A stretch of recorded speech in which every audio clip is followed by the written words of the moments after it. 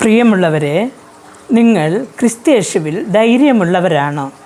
ജീവിതത്തിൽ എന്തു തന്നെ സംഭവിച്ചാലും, ഏതുതരം പ്രശ്നത്തിൽ കൂടെ ഞാൻ കടന്നു പോയാലും കർത്താവ് ഞങ്ങൾക്കും നമ്മുടെ തലമുറയ്ക്കും കുഞ്ഞുങ്ങൾക്കും എല്ലാവർക്കും ഒരു ശരണമായിരിക്കുമെന്ന് ഉറച്ച വിശ്വാസം നമുക്ക് ഉണ്ടോ എന്ന് നാം നോക്കേണ്ടിയിരിക്കുന്നു.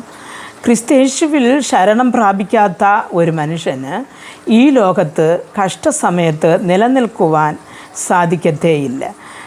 പക്ഷേ ഒരു യഹോവ ഭക്തന് ഒരു കർത്താവിൻ്റെ സന്നിധിയിൽ ഒരു ദൃഢധൈര്യമുണ്ടെന്ന് വചനം പറയുന്നു. എന്നിട്ട് ആ ഒരു ധൈര്യത്തിലാണ് തൻ്റെ തലമുറയ്ക്ക് ഒരു ശരണം ലഭിക്കുന്നത്. സദൃശവാക്യങ്ങളുടെ പുസ്തകം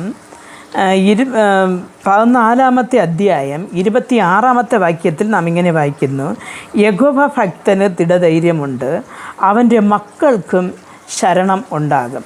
അപ്പോൾ ആരുടെ തലമുറയ്ക്കാണ് ശരണം ഉണ്ടാകുന്നു എന്ന് ചോദിച്ചാൽ യഹോവയിൽ ദൃഢധൈര്യം ഉള്ളവരുടെ സന്തതിക്കാണ്. പ്രാർത്ഥിക്കുക. ഞങ്ങളുടെ അതിവാസ്യമായി സ്നേഹിക്കുന്ന ഞങ്ങളുടെ സ്വർഗസ്ഥ പിതാവേ, ഈ വചനത്തിൽ കേട്ടതുപോലെ ഞങ്ങളുടെ ഏത് പ്രതിസന്ധി വേളകളിലും ഞങ്ങളുടെ ജീവിത അനുഭവങ്ങളിൽ നാം ഒരു ദൃഢധൈര്യമുള്ളവരായി മുമ്പോട്ട് പോകുവാനും ഞങ്ങളുടെ മക്കളുടെ തലമുറകളുടെ ശരണം അങ്ങാണെന്ന് വിശ്വസിപ്പാനും ഞങ്ങൾക്ക് കൃപ നൽകണമെന്ന് പ്രാർത്ഥിക്കുന്നു. പ്രാർത്ഥന യേശുക്രിസ്തുവിൻ്റെ നാമത്തിൽ പ്രാർത്ഥിക്കുമ്പോൾ പ്രാർത്ഥന കൃപയോട് കേട്ട് മറുപടി നൽകി തരണം നല്ല പിതാവേ. ആമേൻ.